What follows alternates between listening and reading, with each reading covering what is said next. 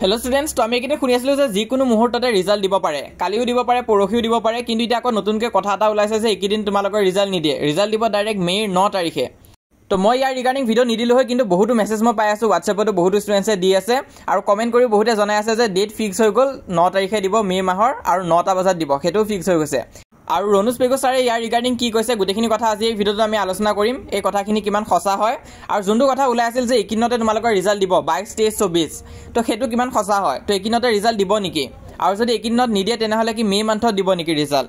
আজি এই ভিডিঅ'টো সম্পূৰ্ণ চাবা, গোটেইখিনি কথা তোমালোকে গম পাবা।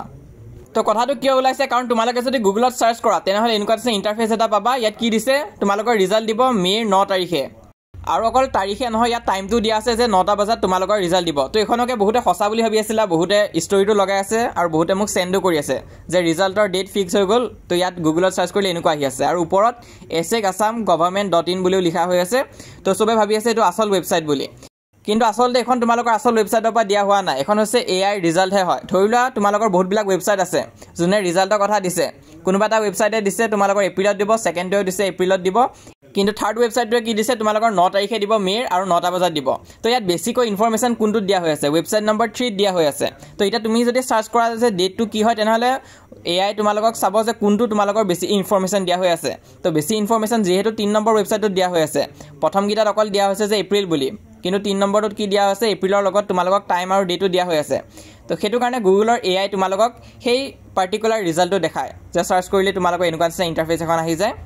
কিন্তু এইটো তোমালোকৰ ৰিয়েল ডেট নহয়। কিয় নহয়, কাৰণ ইয়াত যোনটো তোমালোকৰ ৱেবছাইটত এইটো দিয়া হৈ আছে, তুমি যদি সেইটো ক্লিক কৰি ভিজিট কৰি চোৱা তেনেহ'লে এনেকুৱা নিচিনা ইণ্টাৰফেচ এখন পাবা। তো ইয়াত কি লিখা আছে চোৱা, লাইকলি টু বি আউট লিখা আছে, likely be out on 9th May 2025। ইয়াত লাইকলি বি লিখা আছে, মানে দিব পাৰে। আৰু 9 তাৰিখ বুলি এইকাৰণে দিছে কাৰণ যোৱা বছৰ 9 তাৰিখে ৰিজাল্ট দিছিলে HS পৰীক্ষাৰ। তো মেট্ৰিকৰ কাৰণেও ইয়াত দি থৈ দিছিলে যে 20 তাৰিখে ৰিজাল্ট দিব বুলি, কিন্তু 20 তাৰিখেতো ৰিজাল্ট নিদিলে, আগতীয়াকৈ দিলে। তো সেইটো কাৰণে যোৱা বছৰ 9 তাৰিখে দিয়া আছিলে কাৰণে ৱেবছাইটবিলাকত দি থৈ দিছে যে 9 তাৰিখে দিব পাৰে, কিন্তু 9 তাৰিখে নহয়, 9 তাৰিখৰ আগতে তোমালোকৰ ৰিজাল্টটো দিব। আৰু তোমালোকে যদি চোৱা ৰণুজ পেগুৱে ইয়াৰ ৰিগাৰ্ডিং কি কৈছে, তেনেহ'লে কোনোবা এখন ইণ্টাৰভিউত তেওঁ কৈছিলে যে এপ্ৰিল মাহৰ লাষ্টৰ ফালে ৰিজাল্টটো দি দিব বুলি কৈছিলে। তো আমি যদি চাওঁ কোনখিনি ডেটত দিব পাৰে, তেনেহ'লে 21 তাৰিখটোতো গ'লে 22 তাৰিখেও চান্স নাই ইমান এটা, কিন্তু 23 আৰু 24 তাৰিখে কিন্তু চান্স আছে, দিলে সেইকেইদিনত দি দিব পাৰে। আৰু এইকেইদিন নিদিলেও তোমালোকে 28, 29, 30, তো এইকেইদিন তোমালোকে এক্সপেক্ট কৰিব পাৰা। যদিহে 24লৈ নিদিয়ে তেনেহ'লে 28, 29 আৰু 30 ভিতৰত দিব পাৰে। আৰু মে' মান্থৰ ফাৰ্ষ্টত যিহেতু ইলেকশ্যন আছে, তো সোনকালেই দিয়া চান্স আছে, এপ্ৰিল মান্থৰ লাষ্টতে দিব পাৰে। তো যেতিয়াই দিব মই তোমালোকক জনাই দিম, আৰু তোমালোকে চেনেলটো ছাবস্ক্ৰাইব কৰি ৰাখিবা, আৰু পাৰিলে টুইটাৰটো ডাউনলোড কৰি ৰাখিবা। এদিন ঘপককৈ ৰাতিপুৱা তোমালোকক মেছেজ দি দিব পাৰি এইকেইদিনৰ ভিতৰত যে ৰিজাল্ট দিব বুলি, আৰু সেইদিনাই ৰিজাল্ট দি দিব। আৰু তোমালোকে আমাৰ হোৱাটছআপ চেনেলত জইন কৰি থৈ দিবা, তেতিয়া তোমালোকে গম পাই যাবা। টুইট যেতিয়া কৰিব মই তাত তোমালোকৰ স্ক্ৰীনশ্বটটো দি দিম, তাত তোমালোকে পাই যাবাগৈ। তো লিংকটো পিন কমেণ্টত দিয়া আছে, তাত ক্লিক কৰিলে হোৱাটছআপ পেজটো আহি যাব, সেইটো ফ'ল' কৰি ৰাখিবা আৰু চেনেলটো ছাবস্ক্ৰাইব কৰি ৰাখিবা ইনফৰমেশ্যনবোৰ পাই থাকিবৰ কাৰণে।